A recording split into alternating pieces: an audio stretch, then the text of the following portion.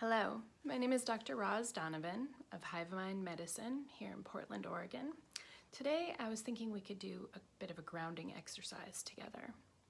So the first thing you want to do when doing grounding exercises is make sure you're in a safe and comfortable area. Don't try this while driving. Put both feet on the floor in a seated position. If that doesn't work for you, you can lay on your back, put your feet on the floor with your knees bent.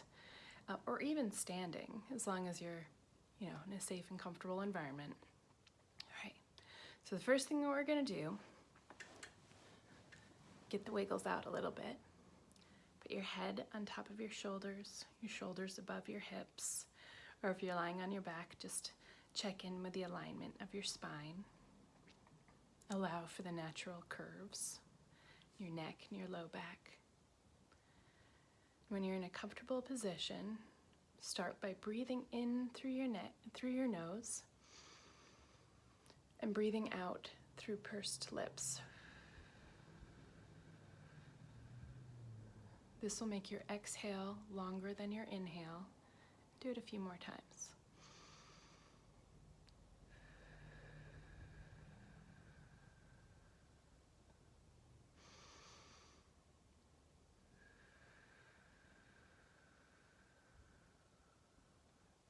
When you're ready, you can allow your eyes to close.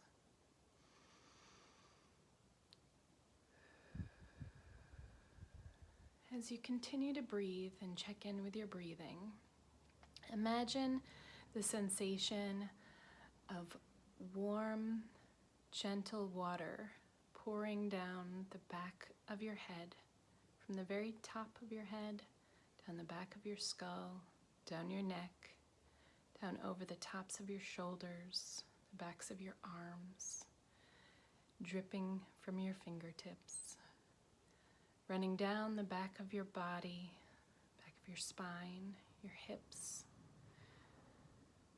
down the backs of your legs, down to the very soles of your feet.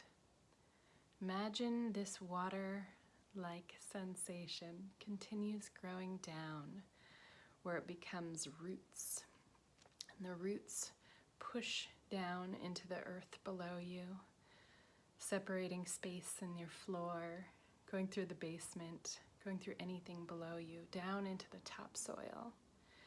And as those roots push into the topsoil, they divide, partially running out sideways and along the layer of the topsoil, past the little worms and the little pebbles and mycelium networks, pass through all the little burrowing animals, and those roots reach out to me, to your loved ones, to your friends, to your family, to your colleagues, all the people that you miss right now in this place, in this time. That connection is still there. This is one way to access it.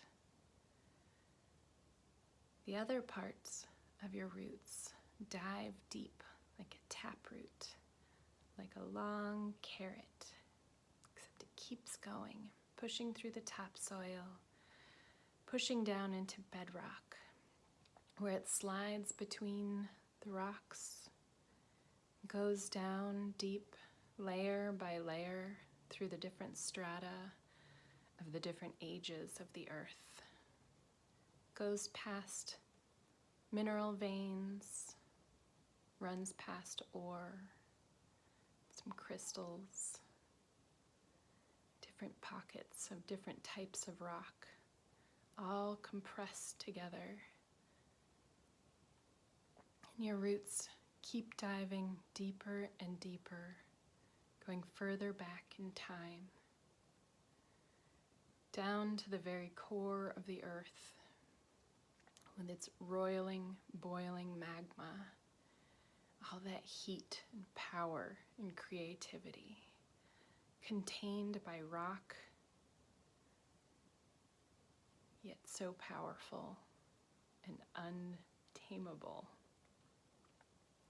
With your mind's eye, look down the very center of the earth, and look around for any boulders or rocks that your roots can wrap around, have stacked upon your roots to hold them in place.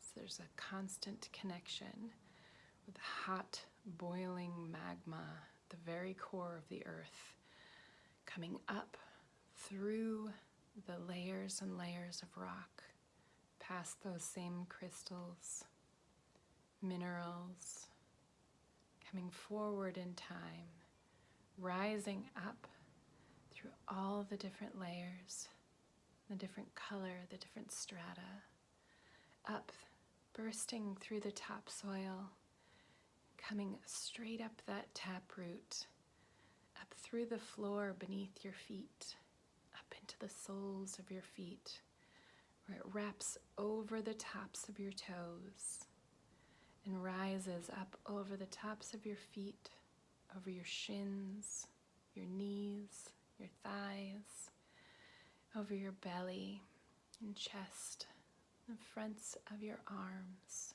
the fronts of your shoulders, rising up over your throat, gentle warmth, over your face, over your ears and your forehead, up to the very, very crown of your head, tip-top point on your skull, where it rises up as a thin white cord that keeps going through the air in the room you're in, through the ceiling, out through the roof, and up it rises past the occasional songbird, between it clouds or raindrops, and out into brilliant sunshine above those clouds. It continues to rise, getting colder, clearer, sharper. That white cord reaches all the way up to the stratosphere, where it flattens out, becomes like a funnel. And from there, draw down the energy, the cool, crisp, intellectual energy, calculations from above. Draw them down your now blue-white cord, down through the brilliant sunshine, getting warmer, yet remaining sharp. Draw it down between clouds and the errant airplane. Draw it down past the songbirds, down through the roof of your building, down through the ceiling above you, down through the air in this room, down to the very top of your skull, where it gently, coolly slides between the hemispheres of your brain, down the back of your throat, down into your chest, around your heart, between your lungs, down into your belly, where it mixes with the hot, hot energy, that creativity from the earth, and the cool intellect from above. Spin and spiral in your belly, and they wrap around the energy that's inherent from you, from the nutrients you consume, from the thoughts you have, from the activity that your mind makes. They spiral and spin like a sphere in 3 dimensions in your belly, just below your rib cage. And little balls spin off, continuing with that same spiraling, spinning, spherical nature. Little ones go to your hips, your knees, your ankles, your shoulders, elbows, wrists, your pinky joints, your toes and your fingers. A little one for every vertebrae in your spine. You spin and spiral.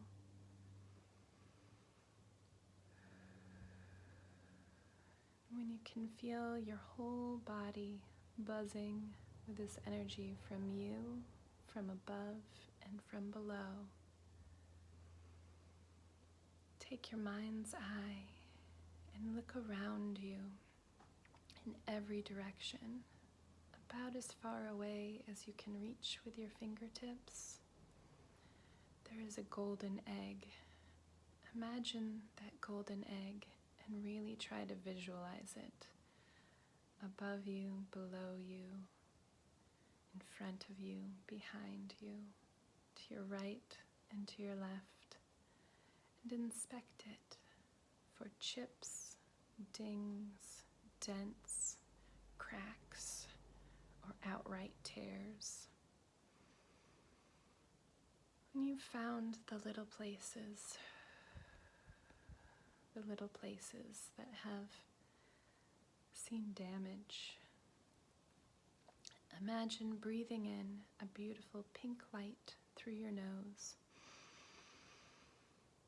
and exhaling a beautiful golden light that you blow into all of those chips, cracks, dents, smooth over the little smudges, smears, and fingerprints. Repair the tears, the holes.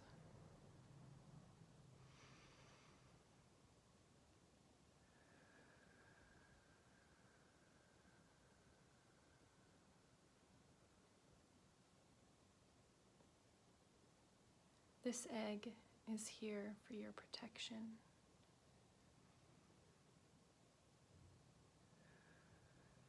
From all the slights that the world has offered you.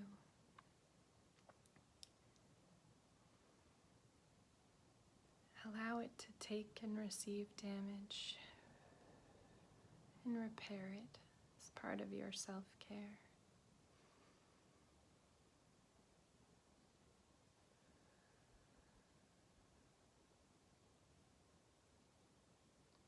When it feels ready, when there are no more chips or dents or dings or scratches, play with your egg a little bit. Allow it to get thicker or thinner, bigger or smaller.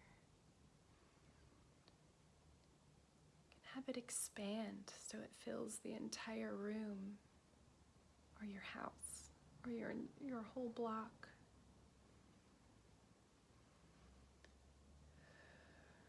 You can have it contract so it's just outside your body.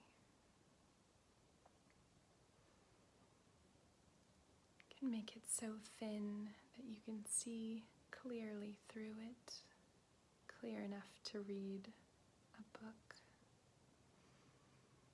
Or you can make it so thick and impenetrable, it's like bank vault doors.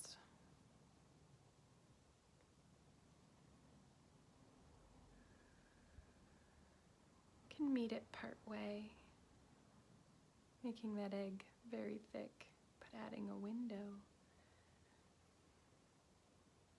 that you can open or close as you will.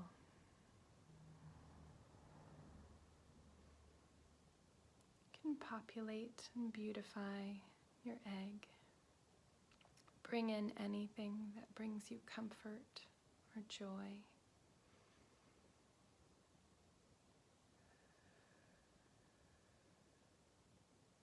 Can ring the outside of your egg with a rose briar, where the beautiful buds and blossoms are smiling down on you, while the thorns are all pointed away.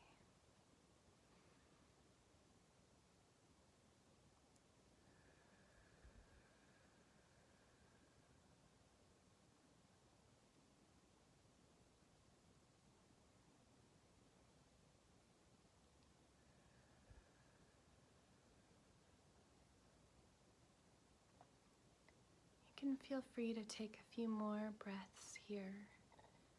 And when you're ready, begin to wiggle your fingers and your toes.